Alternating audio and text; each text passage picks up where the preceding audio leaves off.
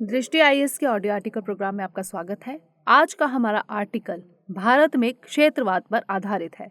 भारत में बढ़ती क्षेत्रीयता की समस्या अलग अलग रूपों में हमारे सामने आती रहती है, इसलिए इस टॉपिक की प्रासंगिकता हमेशा ही बनी रहती है। ऐसे में यह टॉपिक निबंध और एथिक्स के प्रश्न पत्र के लिहाज से भी काफी अहम हो जाता है। यह ऑडियो आर्टिकल सामान्य अध्ययन प्रश्न पत्र 1 के भारतीय समाज खंड से जुड़ा है। तो आइए लेख की शुरुआत करते हैं। हमारे वीडियो अंग्रेजी में देखने के लिए फॉलो करें हमारा ही दूसरा यूट्यूब चैनल दृष्टि आईएएस इंग्लिश। भारत में जिन अवधारणाओं ने लोगों के सामाजिक राजनीतिक जीवन पर सबसे ज्यादा असर डाला है, उनमें क्षेत्रवाद या रीजनलिज्म एक है। यह हम लोगों के लिए एक ऐसा जाना पहचाना शब्द है जो आए दिन मुद्दा बनकर सामने आ जाता है। बात चाहे राज्यों की राजनीति की हो या समाज की, विकास की हो या रोजगार की, सांस्कृतिक अस्मिता की हो या फिर अपनी पहचान की, हर जगह क्षेत्रवाद का मुद्दा हावी दिखता है। कुछ राजनीतिक धुरंधर इसे अपनी पॉलिटिक्स चमकाने और कुर्सी पाने के लिए इस्तेमाल करते हैं, तो वहीं कुछ अलगाववादी तत्व इसे अलग राज्य की मांग के साथ क्षेत्र में अस्थिरता फैलाने के लिए इस्तेमाल करते हैं। केंद्र में सरकार बचाने या गिराने का मामला हो या फिर राज्य में सरकार बनाने का, केंद्र से लेकर स्थानीय स्तर के चुनाव में क्षेत्रवाद का मसला बना रहता है। इसके साथ ही खड़ा रहता है राष्ट्रवाद बनाम क्षेत्रवाद का मुद्दा, जिस पर देश में हमेशा ही बहस चलती रहती है। कुछ लोग इसे नकारात्मक अवधारणा के रूप में प्रचारित करते हैं, तो कुछ सकारात्मक। कुल मिलाकर भारत में क्षेत्रवाद का मुद्दा किसी न किसी रूप में मौजूद रहता है। ऐसे में इसे गहराई से जानना और इसके हर पहलू को समझना बेहद जरूरी हो जाता है। तो आइए विचार करते हैं। सबसे पहले जान लेते हैं क्षेत्रवाद या क्षेत्रीयता क्या है। कोई भी इंसान जहां जन्म लेता है और जहां अपना जीवन बिताता है, उस जगह के लिए उसका खास लगाव होना बिल्कुल स्वाभाविक है। इस स्थिति में हम उस व्यक्ति के द्वारा अपने क्षेत्र विशेष को आर्थिक, राजनीतिक, सांस्कृतिक और सामाजिक रूप से मजबूत और उन्नत बनाने की भावना रखना और इसके लिए कोशिश करना स्वाभाविक हो सकता है। लेकिन जब यह भावना और लगाव केवल अपने ही क्षेत्र विशेष तक सिमटकर बेहद संकीर्ण रूप ले लेता है, तब इससे क्षेत्रवाद की समस्या पैदा होती है। क्षेत्रवाद एक ऐसा विचार है जिसमें राजनीतिक, सांस्कृतिक, आर्थिक और वैचारिक रूप से क्षेत्र विशेष के हितों को सबसे ऊपर माना जाता है।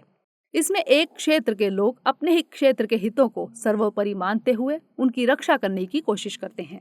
इस संकीर्ण रूप में क्षेत्रवाद का अर्थ उन विचारों, आदर्शों, कार्यक्रमों और व्यवहार से होता है जो कि एक क्षेत्र के लोगों के मन में मिथ्या गौरव और श्रेष्ठता की भावना को पनपाते हैं। भारत में क्षेत्रवाद अलग राज्य की मांग, विशेष राज्य या पूर्ण राज्य की मांग के साथ साथ भारत संघ से अलग होने की मांग, अंतर्राज्यीय मसलों में अपने पक्ष में समाधान पाने की मांग, बाहरी लोगों के खिलाफ आंदोलन के रूप में भी अभिव्यक्त होता है। हमारे देश में क्षेत्रवाद की भावना इस कदर हावी है कि लोग अपने भारतीय या इंडियन होने की पहचान से ज्यादा खुद की पहचान एक तमिलियन, एक बंगाली, एक गुजराती, एक बिहारी आदि अपने राज्यों के आधार पर करते हैं, यानी राष्ट्रीयता से भी आगे क्षेत्रीयता को बढ़ावा देते हैं। भारत में क्षेत्रवाद के लिए पृथक भाषा, अलग भौगोलिक पहचान, नृजातीय पहचान, असमान विकास जैसे कई कारक उत्तरदायी हैं। ऐसे में सवाल है, क्षेत्रवाद के उदय के कारण क्या क्या हैं? भारत में क्षेत्रवाद कोई नई विचारधारा नहीं है। प्राचीन समय से लेकर वर्तमान तक समय समय पर ऐसे कई कारण रहे हैं जिन्हें क्षेत्रवाद के उदय के लिए अहम माना जाता रहा है।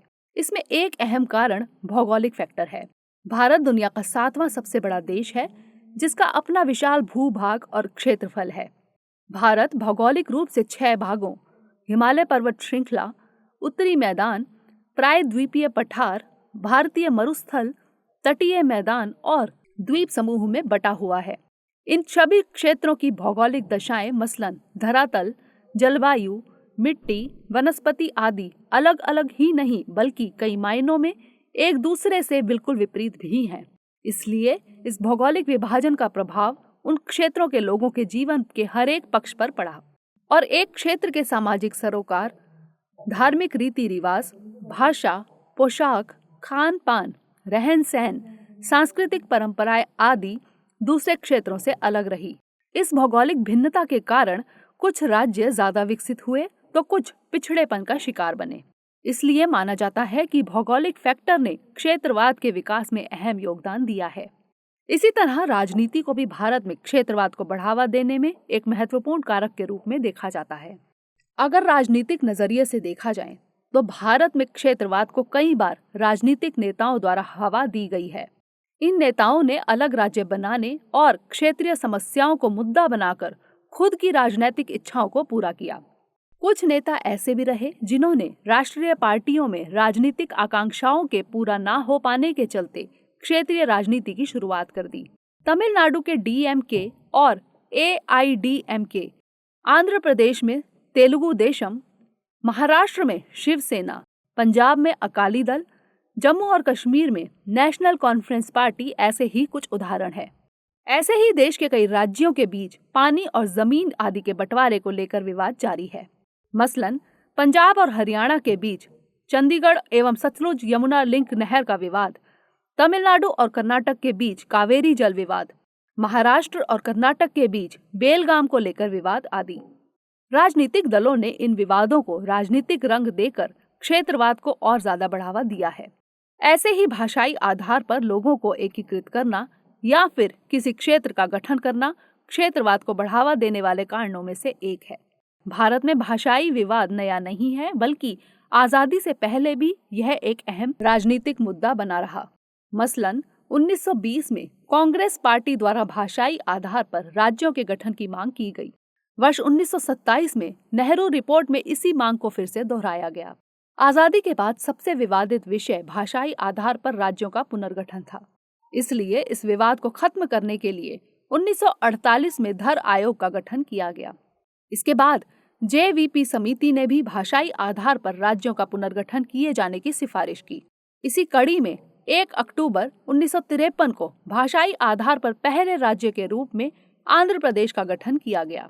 आगे चलकर भाषाई आधार पर राज्यों की मांग को पूरा करने के लिए 1956 में राज्य पुनर्गठन आयोग की स्थापना की गई। इसके बाद अन्य क्षेत्रों में भी भाषाई आधार पर अलग राज्यों के गठन की मांग उठने लगी और इसके लिए आंदोलन शुरू हो गए। इन्हीं के चलते 1960 में बम्बई स्टेट को महाराष्ट्र व गुजरात और 1966 में पंजाब को भी 2 हिस्सों हरियाणा एवं पंजाब में बांट दिया गया। 1972 में असम में बंगाली और असमी भाषा पर काफी विवाद हुआ।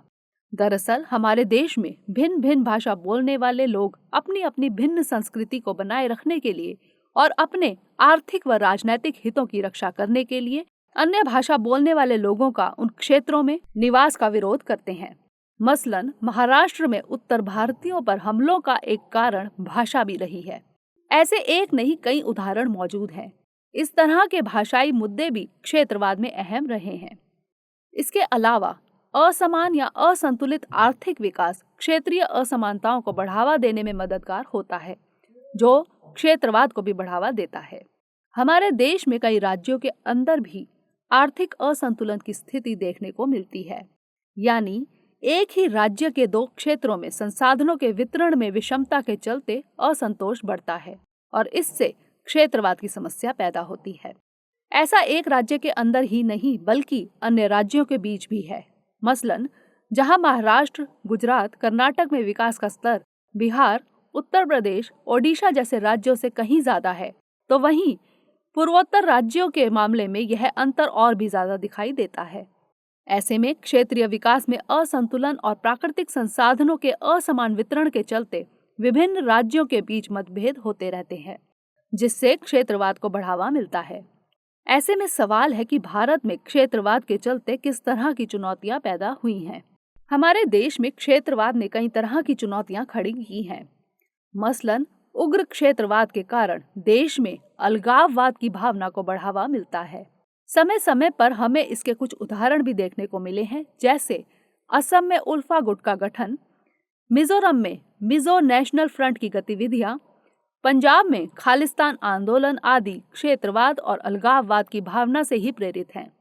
इसी तरह बार बार नए राज्यों के गठन से देश की एकता और अखंडता पर नकारात्मक प्रभाव पड़ता है। फिर अब तक बने नए राज्यों में एक भी ऐसा नया राज्य सामने नहीं आया है जिसके गठन के बाद विकास दर में अभूतपूर्व बढ़ोतरी दर्ज की गई हो। क्षेत्रवाद के चलते केंद्र राज्य संबंधों पर भी नकारात्मक प्रभाव देखने को मिलता है। मसलन झारखंड राज्य की स्थापना के मुद्दे ने केंद्र सरकार और बिहार की सरकार के बीच काफी कटुता पैदा कर दी थी। इसलिए माना जाता है कि क्षेत्रवाद के परिणाम स्वरूप भारत में सहकारी संघवाद की भावना के स्थान पर संघर्षात्मक संघवाद की प्रवृत्ति देखी जाती है। ऐसे ही क्षेत्रवाद से गठबंधन की राजनीति को बढ़ावा मिलता है, जिससे लगातार राजनीतिक अस्थिरता का माहौल बना रहता है। साथ ही क्षेत्रवाद की राजनीति से क्षेत्रों के विकास के लिए नीति निर्माण या फिर इनके क्रियान्वयन में बाधा पैदा होती है। चूंकि क्षेत्रवाद के कारण ही कई क्षेत्रीय दलों का उदय हुआ है, जिसके चलते प्रत्येक क्षेत्र के नेता और उद्योगपति अपने अपने क्षेत्रीय विकास को ही तवज्जो देते नजर आते हैं। क्षेत्रीय स्तर पर विभिन्न राजनीतिक दलों द्वारा क्षेत्रीय विकास के वायदे कर लोगों के धार्मिक विश्वास का इस्तेमाल वोट बैंक के तौर पर किया जाता है, जिसके चलते देश में सांप्रदायिकता एवं हिंसा का माहौल पैदा होता है। क्षेत्रवाद के चलते कई बार राष्ट्र हित से जुड़े मुद्दों की अनदेखी की गई है। ऐसे में सवाल उठता है कि क्षेत्रवाद से क्या केवल नुकसान ही है? Everything is not always black और white, it's always in the shades of grey. यह बात भारत में क्षेत्रवाद के संदर्भ में भी लागू होती है। भारतीय परिप्रेक्ष्य में देखें तो ऐसा नहीं है कि क्षेत्रवाद के केवल नकारात्मक प्रभाव ही हैं। कई मायनों में क्षेत्रवाद एक सकारात्मक अवधारणा भी है। आमतौर पर लोकतांत्रिक व्यवस्था में क्षेत्रीय आकांक्षाओं को राष्ट्र विरोधी नहीं माना जाता। इसके साथ ही लोकतांत्रिक राजनीति में इस बात के पूरे मौके होते हैं कि विभिन्न दल क्षेत्रीय पहचान, आकांक्षा या किसी विशेष क्षेत्रीय समस्या को आधार बनाकर लोगों की भावनाओं की नुमाइंदगी करें। इस तरह लोकतांत्रिक राजनीति की प्रक्रिया में क्षेत्रीय आकांक्षाएं और मजबूत होती हैं। साथ ही लोकतांत्रिक राजनीति का अर्थ यह भी है कि क्षेत्रीय मुद्दों और समस्याओं पर नीति निर्माण की प्रक्रिया में समुचित ध्यान दिया जाएगा और क्षेत्रीय या स्थानीय नेतृत्व को भागीदारी भी दी जाएगी। आमतौर पर क्षेत्रवाद को राष्ट्रवाद के विरोध के रूप में देखा जाता है, इसलिए राष्ट्रवाद बनाम क्षेत्रवाद की बहस चलती रहती है। लेकिन क्षेत्रवाद सदैव राष्ट्रीय एकीकरण का विरोध नहीं करता है। यह कुछ वास्तविक मांगों, विशेष रूप से विकासात्मक मांगों पर एकजुटता पैदा करता है। राज्य एक जैसी मांगों सामान्यतः एक दूसरे के समर्थन में खड़े नजर आते हैं। प्रतिस्पर्धी संघवाद के लिहाज से भी क्षेत्रवाद एक सकारात्मक अवधारणा बन जाता है, क्योंकि राज्य बेहतर प्रदर्शन के लिए एक दूसरे से प्रतिस्पर्धा करते हैं। यानी यह बेहतरी के लिए प्रेरित करने की प्रतिस्पर्धा को जन्म दे सकता है। क्षेत्रवाद का एक फायदा यह भी हुआ है कि अब क्षेत्र विशेष से जुड़े भेदभाव के मुद्दे कम उठते हैं, क्योंकि अब प्रशासन स्थानीय या क्षेत्रीय नेताओं के नेतृत्व में संचालित हो रहा है। इसके अलावा क्षेत्रवाद के चलते राज्य स्तरीय स्वरूप में स्थानीय भाषाओं को लागू किया जा सका, जिससे प्रशासनिक स्तर पर आम आदमी को फायदा हो रहा है। स्थानीय भाषाओं को लागू करने से प्राथमिक शिक्षा के क्षेत्र में भी सुधार हुआ है और साक्षरता दर में भी बढ़ोतरी हुई है। इस लिहाज से देखें तो विभिन्न संस्कृतियों और भाषाओं को सुरक्षित रखने में क्षेत्रवाद की अहम भूमिका है।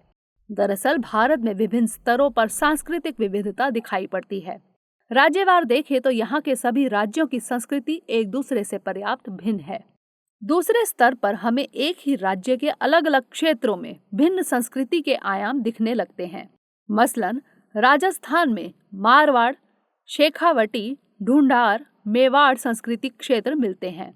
ऐसे ही उत्तराखंड राज्य में गढ़वाली और कुमाऊनी, उत्तर प्रदेश में ब्रज, पूर्वांचल, अवधी, बुंदेलखंड, बघेलखंड, रुहेलखंड आदि, गुजरात में सौराष्ट्र, कच्छ आदि, बिहार में भोजपुरी, मगही और मिथिला क्षेत्र एक ही राज्य में कई संस्कृतियां होने के प्रमुख उदाहरण हैं।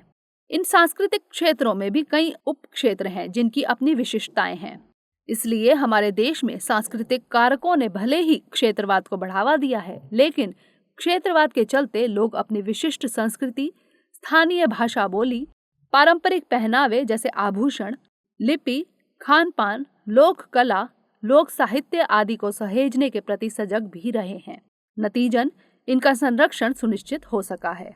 निष्कर्ष के तौर पर हम कह सकते हैं कि मौजूदा परिदृश्य में हमें क्षेत्रवाद के स्वरूप को समझने की जरूरत है। अगर क्षेत्रवाद का स्वरूप विकास से जुड़ा है और यह लोगों को विकास के लिए प्रेरित करता है तो उचित है, लेकिन अगर यह देश की एकता, अखंडता और तरक्की को नकारात्मक रूप से प्रभावित करता है तो इसे कतई उचित नहीं ठहराया जा सकता है।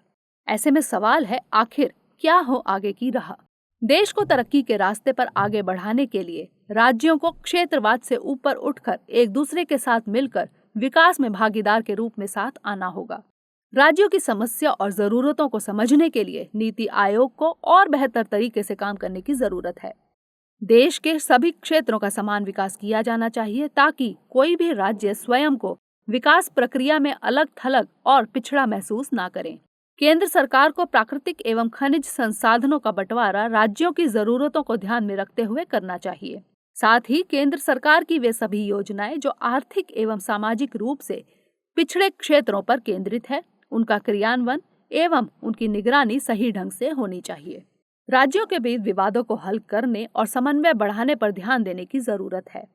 मसलन संविधान के अनुच्छेद 263 में राज्यों के बीच जारी विवादों के समाधान के लिए एक परामर्शकारी संस्था के तौर पर अंतर्राज्यीय परिषद के गठन का प्रावधान किया गया है। इस परिषद के द्वारा दिए गए सुझावों पर राज्य सरकारों को ध्यान देना चाहिए। इसी तरह संविधान में वर्णित क्षेत्रीय परिषदें, जो कि सांविधिक निकाय है, उनका गठन देश के प्रत्येक हिस्से में राजनीतिक समन्वय स्थापित करने, विभाजन के बाद के प्रभावों को दूर करने एवं क्षेत्रवाद, भाषावाद को रोकने के मकसद से किया गया था। इससे देश के समग्र विकास के साथ साथ इसकी एकता व अखंडता को बनाए रखने के लिए ये परिषदें समय समय पर अपने सुझाव दे सकती हैं। लेकिन अक्सर देखने में आता है कि ये परिषदें सक्रिय रूप से काम नहीं करती और ज्यादातर इनके द्वारा की गई सिफारिशों को राज्य नजरअंदाज कर देते हैं।